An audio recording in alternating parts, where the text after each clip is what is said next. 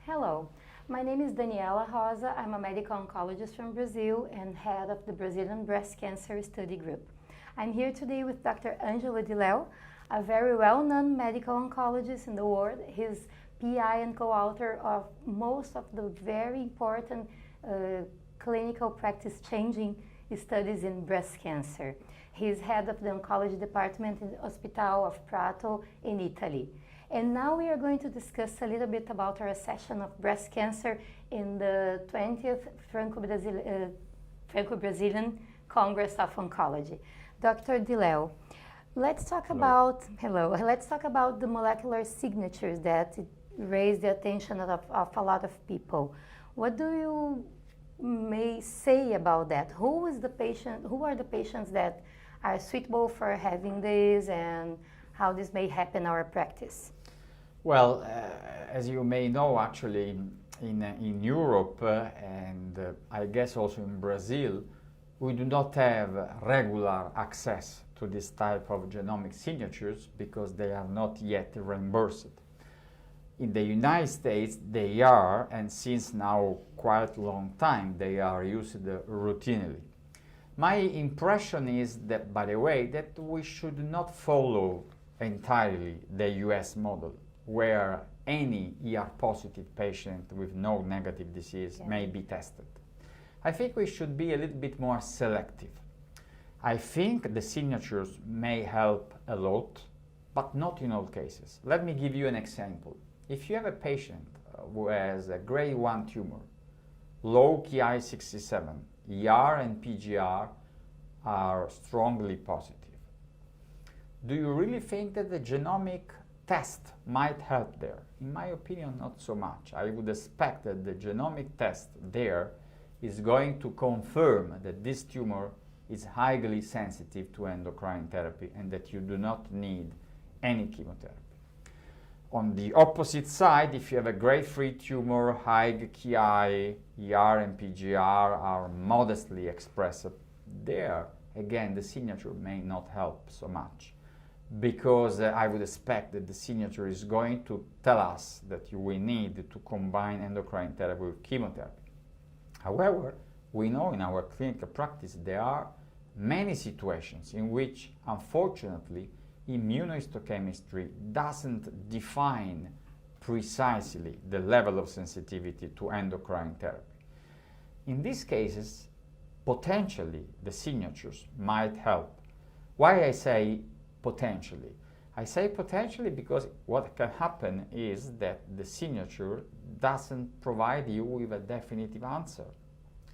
However, at the last ASCO meeting, we have seen the results of TAILORx, and TAILORx has been very helpful because it's telling to us that at least for the menopausal patients who are intermediate by a genomic test such as Oncotype DX, there you may skip chemotherapy and you can just give endocrine therapy. So I think this is clearly a major step, a major progress that we have done. We now know that if the tumor is classified intermediate by a genomic signature such as Oncotype DX, then at least in menopausal patients you may skip chemotherapy. So this is exactly where I would like to use the signatures. When the immunohistochemistry picture is not clear, there I would like to have a signature helping me in deciding whether or not I should use chemotherapy. Perfect. This is really important because after the media published a lot of news about the test, all patients thought, oh, I need this test, everybody needs, so this is really important to clarify. Not all patients need the test. No. So we have to understand that it's for some patients in very specific situations. So talking about quality of life, that it's really important in our care nowadays, we discussed a lot about CDK4 and 6 inhibitors in the context of metastatic breast cancer, hormone positive. Right. So I think this is another area where we have seen a lot of progress in the last years, because the CDK4/6 inhibitors combined with endocrine therapy are clearly active treatments without increasing substantially the toxicity of the treatment, that I think is also important. Because, for instance, we have seen other targeted therapies such as mTOR inhibitors and perhaps also PI3K inhibitors. They are also increasing the activity of endocrine therapy, but unfortunately, they also increase the toxicity. So CDK4/6 inhibitors, in my opinion, are good options because you improve the activity of endocrine therapy without increasing substantially the toxicity. However, as we discussed at the Franco-Brazilian meeting today, I do not think that this upfront therapy of combination CDK4/6 plus endocrine should be considered a must in all patients. I still believe we may have some patients with clinically indolent disease where the oncologist can start with endocrine therapy alone and keep the CDK4/6 inhibitor as the second line. We have also trials showing that this drug, the CDK4/6 inhibitors, can work also as a second-line therapy. So in my opinion, in the majority probably of my patients, I would consider the combination of CDK4/6 inhibitors plus endocrine as a first line, but in some patients I could still consider endocrine therapy as a reasonable first-line therapy option, and I would keep the CDK for the second line or for the third line therapy treatment of metastatic breast cancer patients with endocrine sensitive disease. So again, we have options. It's I guess. not the same for all patients. Correct. It is really important to clarify. And last but not less important, about the treatment of HER2 positive disease. In the last years, we had a lot of improvements in treatment. In 2005, we had trastuzumab in the adjuvant setting. Correct. And then we could improve survival, and this is really important. I think before trastuzumab, only tamoxifen had these results. Exactly. Yeah, so since 2005, we had a lot of progress in the metastatic setting as well. Correct. So the double blockade with pertuzumab and trastuzumab was landmark and very important in oncology. And how about the double blockade in the neoadjuvant setting and in the adjuvant setting? Well, this is really a very, very good point actually, because we saw the results of Neosphere, and there was a lot of enthusiasm after we saw these results. Neosphere suggested clearly that the dual blockade trastuzumab-pertuzumab was more active than trastuzumab alone in the neoadjuvant setting.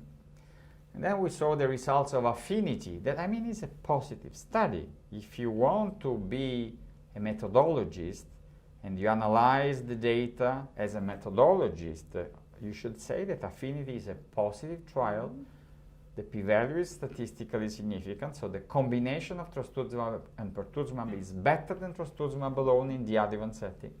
But if you look at the data as a clinician, we must confess that we are a little bit disappointed. We were hoping to have a benefit very comparable to the benefit we saw many years ago when trastuzumab was tested in the adjuvant setting, and we didn't see the same. Why? Because of course we have already now an excellent outcome with trastuzumab alone plus chemotherapy, and so it's difficult to have a similar improvement now with pertuzumab comparable to the improvement we saw years ago with trastuzumab. Nevertheless, I think that for some high-risk patients, when I say high-risk patients, I mean patients who have at least 4 or even more positive nodes with HER2-positive disease, pertuzumab is going to be a valuable add to trastuzumab and chemotherapy. So in my opinion, if you have a patient who has more than 4 positive nodes, and she has to receive adjuvant therapy for HER2-positive disease, I would recommend the use of pertuzumab and trastuzumab plus chemotherapy. In the neoadjuvant setting, Neosphere data I think are quite strong, and I would recommend the combination of trastuzumab and pertuzumab in the neoadjuvant setting for all patients who are candidate to the neoadjuvant therapy. There, the big question is what to do after neoadjuvant therapy with the dual blockade. Should you continue also after surgery with the dual blockade? And this is controversial. We do not have strong data. If you look at the affinity data, you should say that if the patient has still a substantial risk of disease relapse after neoadjuvant therapy, mainly because she has a residual disease after neoadjuvant, there probably, I think, we could continue the combination of the dual blockade for 1 year. But if the patient got a PCR, I'm not entirely sure that the dual blockade there is going to help, because this patient has a quite good prognosis, and so giving dual blockade in a patient who had a PCR after neoadjuvant dual blockade, I think data are not strong enough to support this treatment for 1 year after surgery. Okay, thank you very much, and we invite you all to follow the next meetings in oncology to get the new results, like in ESMO and San Antonio this year. Thank you. Thank you very much.